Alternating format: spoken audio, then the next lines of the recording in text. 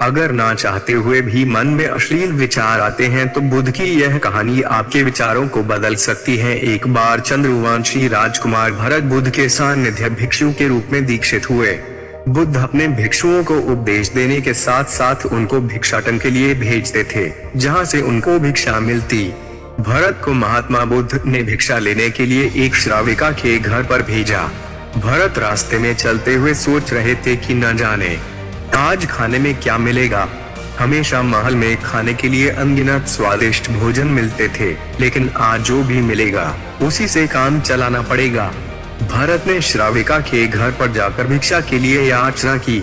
श्राविका ने भरत को बैठने के लिए कहा। श्राविका जब अंदर गई थी तो भरत पुनः अपने प्रिय भोजन के बारे में सोच रहे थे। जब श्राविका भोजन लेकर आई तो भरत अचंभित रह गए। भरत अपने प्रिय भोजन को देखकर खुश हो गए। भरत भिक्षा ग्रहण करने लगे। भिक्षा ग्रहण करते हुए भरत सोचने लगे कि उनको हमेशा खाने के बाद कुछ विश्राम करने की आदत है, लेकिन आज उन्हें यहाँ से खाना ग्रहण करने के बाद धूप से होकर वापस आश्रम पहुँचना है। भोजन हो जाने पर श्राविका ने भरत को कुछ समय विश्राम करने के लिए आग्रह किया। भरत पुनः खुश हो गए। सारी इच्छाओं की पूर्ति होते देख भरत इसको एक संयोग मानकर कुछ देर के लिए लेट गए। लेटते हुए भरत सोचने लगे कि आज तो सोने को मिल गया, लेकिन मेरे सर पर हमेशा के लिए छत का साया तो मिट गया है। जब भरत सोकर पुनः उठे तो श्राविका ने कहा कि आपको जब तक यहाँ पर रहना है आप यहाँ पर ठहर सकते हैं। अब भरत समझ गए कि ये कोई संयोग नहीं है, श्राविका जरूर मेरा मन पढ़ रही हैं। भरत खड़े हुए। भरत ने श्राविका से पूछा, मुझे क्षमा कीजिए पर क्या आप मेरा मन पढ़ सकती हैं? आप यह सब कैसे कर लेती हैं? श्राविका ने कहा, शुरू में मेरे लिए ये कठिन था, लेकिन मैंने खुद के विचारों को देखना शुरू किया। शुरू में मेरे विचारों की संख्या अनगिनत थी, पर मैंने अपना पूरा ध्यान उन विचारों पर केंद्रित किया। मैंने बिना पक्ष विपक्ष के अपने विचारों को देखना जारी रखा। धीरे धीरे मेरे विचारों की संख्या कम होती गई। मेरे सारे व्यर्थ विचार दूर होते गए। तब से मैं दूसरों के विचार पढ़ लेती हूँ। यह सब सुनकर भरत घबरा गए। भरत ने श्राविका से आज्ञा ली और वहाँ से निकल पड़े। रास्ते में चलते हुए भरत अपने मन के विचारों का स्मरण करने लगे।